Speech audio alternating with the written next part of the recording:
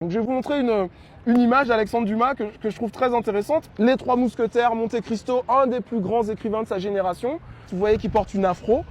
C'est ce qu'on appelait donc un carteron. Carteron, ça renvoie à l'idée de un quart noir. Moi, je m'appelle Kevin Donat, je suis guide touristique depuis 2011 à Paris. Et depuis 2013, je propose les balades du Paris Noir, qui sont des visites qui mettent au cœur de l'attention des personnalités venues du monde noir, passés par Paris et qui ont laissé des traces plus ou moins visibles. C'est une histoire intellectuelle noire de Paris.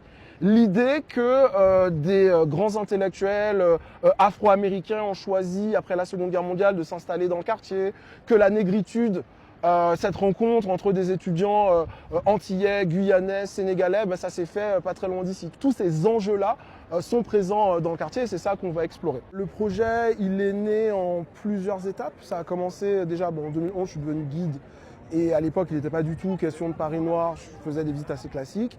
Et les touristes étrangers sont assez surpris de la diversité des gens qui croisent dans les rues de Paris. Et puis moi aussi, je me posais des questions sur ma place ici, ce que je fais et tout. Et c'est comme ça que petit à petit est venue cette idée de prendre des personnages qui sont souvent des personnages oubliés, etc. et de les mettre au cœur de l'attention. C'est l'histoire de ce personnage qui s'appelle Gaston Monnerville et qui est injustement ignoré, sous-coté, etc. Monnerville, il est guyanais et c'est l'homme politique noir qui a eu les plus hautes responsabilités de l'histoire de la République française. De la fin des années 1940 à la fin des années 1960, il est président du Sénat. Pourquoi est-ce que c'est important, président du Sénat? Tout simplement parce qu'en France, on n'a pas de vice-président de la République. S'il arrive quelque chose au président de la République, c'est le président du Sénat qui est président de la République par intérim avant de prochaines élections. Ça fait de lui le numéro 2 du régime.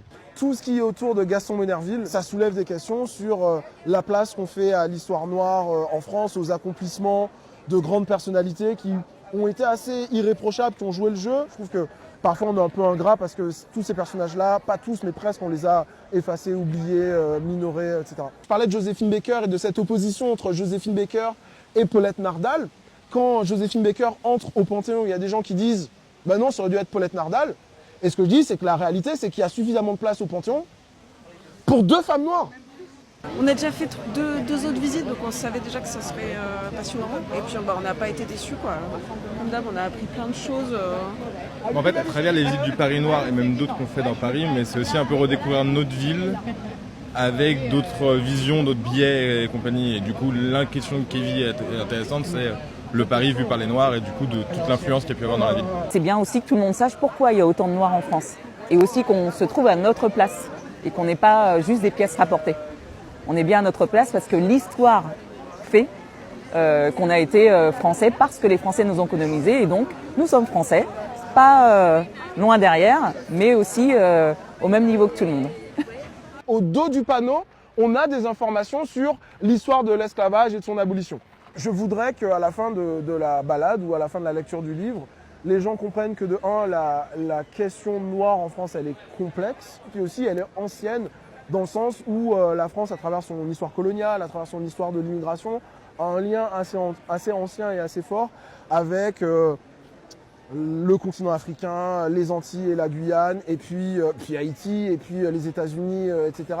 Et qu'on a souvent tendance à traiter cette question comme si elle était récente, comme si elle venait de commencer, alors qu'elle est assez ancienne et profonde.